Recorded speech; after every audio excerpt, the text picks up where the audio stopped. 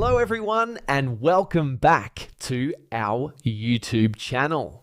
In this video, I'm going to show you how to fix Roku Remote app not working. First, to resolve this issue, we will first head over to our device settings. From here, scroll down and tap on General.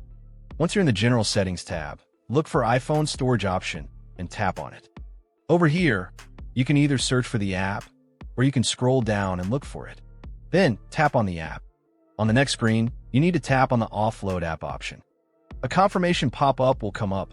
Now tap on the Offload app option here. It'll take a bit for processing, and then a reinstall button will show up. Simply tap on it to reinstall the app. This should resolve the issue, but if it doesn't, then you need to check if the app is running an older version.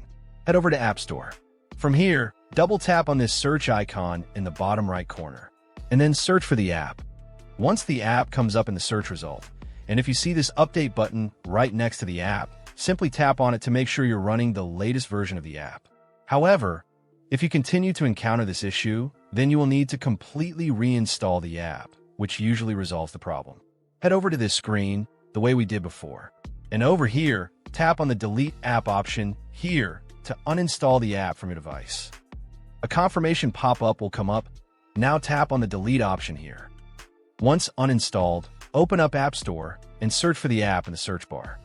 After the app comes up in the search result, simply click on this cloud icon to install it back onto your device. Hopefully, this resolves the issue. If it does, consider sending a super thanks to support our channel. And also don't forget to hit the subscribe button. We'll see you in the next video.